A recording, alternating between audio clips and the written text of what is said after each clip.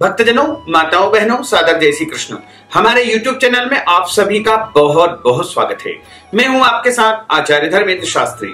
आज हम आपको बता रहे हैं कि श्रावण महीने में एक ऐसा विपरीत राजयोग बना है जो इन 7 राशि वालों को सबसे ज्यादा लाभान्वित करेगा।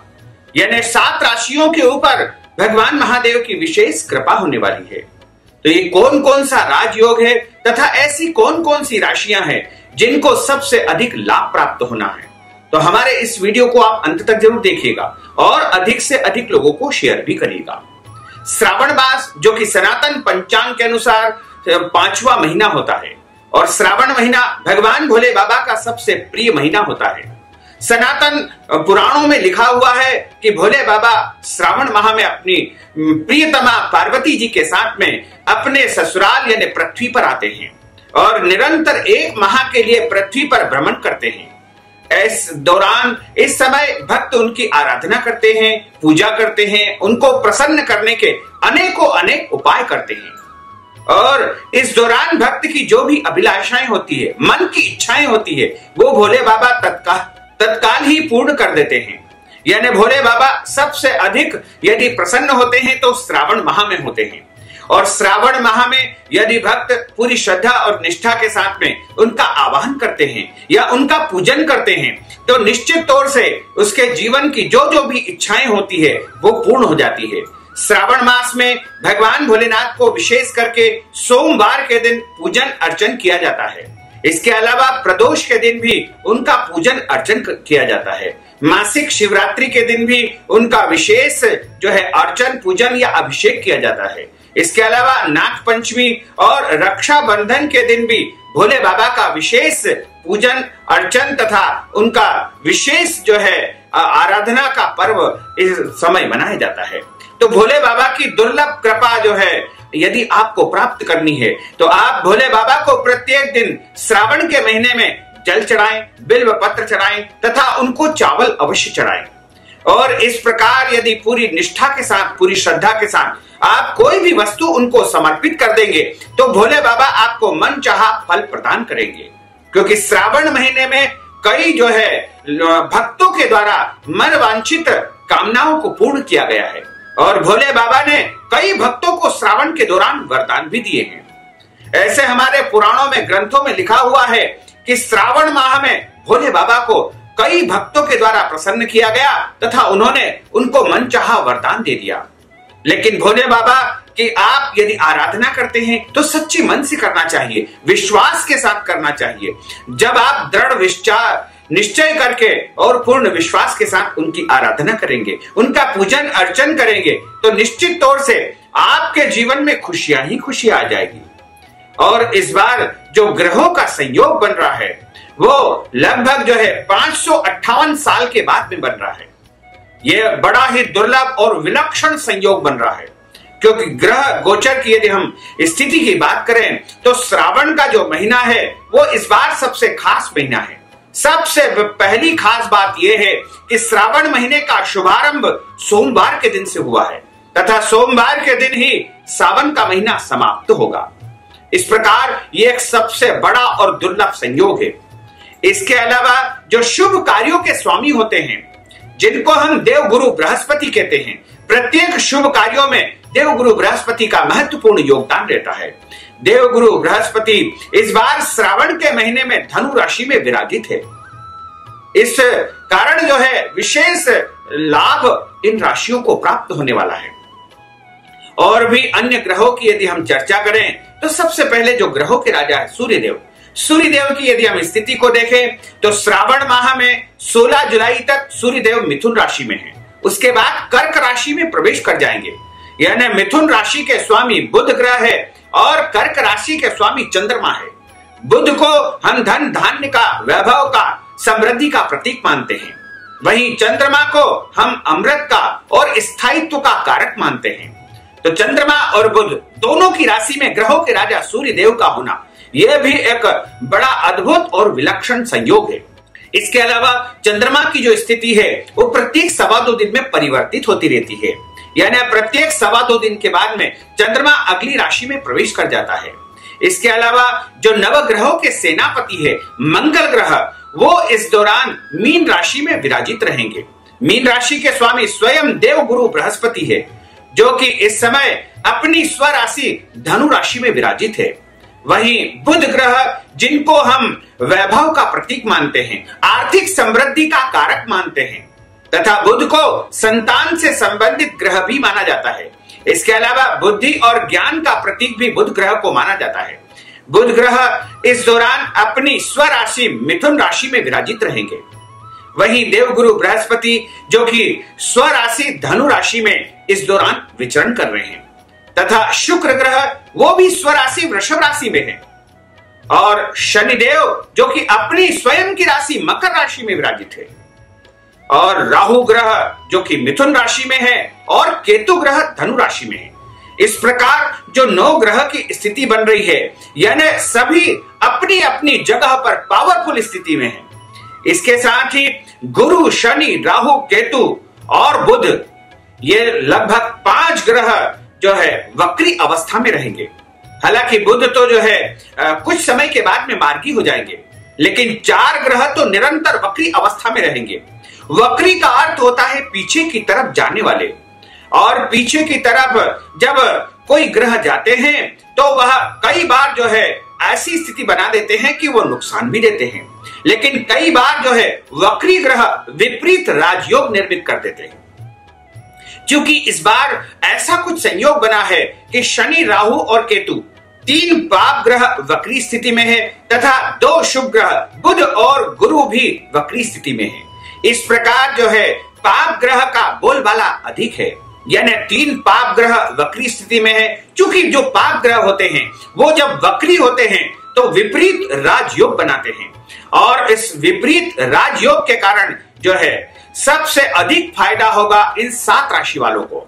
और ऐसा जो संयोग बना हुआ है कि श्रावण माह में ऐसे ग्रहों का संयोग तथा विपरीत राजयोग का संयोग, ये 558 साल के बाद में निर्मित हुआ है।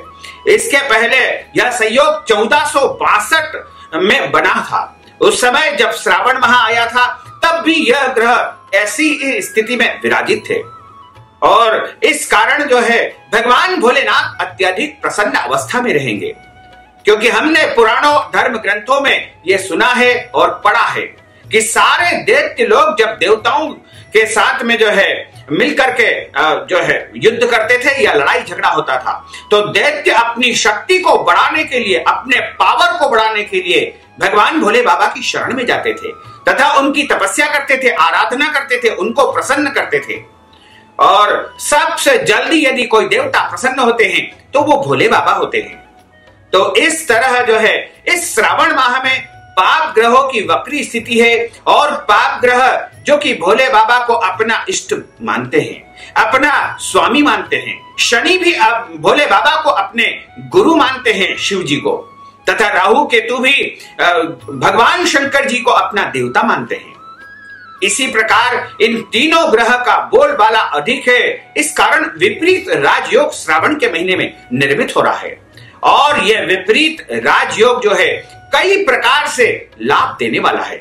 तो हम सभी राशियों की चर्चा करें उसके पहले हम आपको बता दें कि यदि आप भोले बाबा की पूर्ण कृपा प्राप्त करना चाहते हैं तो आपको श्रावण माह में उनको प्रसन्न करने के लिए ओम नमः शिवाय इस महामंत्र का जाप करना चाहिए।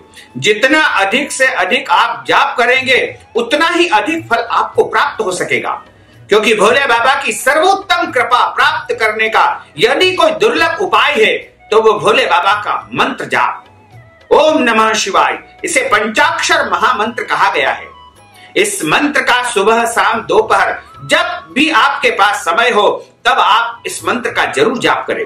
चलते फिरते उठते बैठते यदि आप इस मंत्र का स्मरण करेंगे तो निश्चित तौर से आपके जीवन में खुशहाली आएगी, समृद्धि आएगी, वैभव आएगा, तथा भोले बाबा की अद्भुत और अपार कृपा आपके जीवन पर बरसने लगेगी। तो हम राशिवार आपको बता दें कि कौन कौन सी ऐसी राशियां हैं जिनको विपरीत राजयोग के कारण सबसे अधिक लाभ होने वाला है। तो सबसे पहली राशि है मेष राशि। मेष राशि वाले जो व्यक्ति है इनको रुका हुआ पैसा मिलेगा, धन लाभ होगा, तथा कार्यक्षेत्र में उन्नति और प्रगति होगी।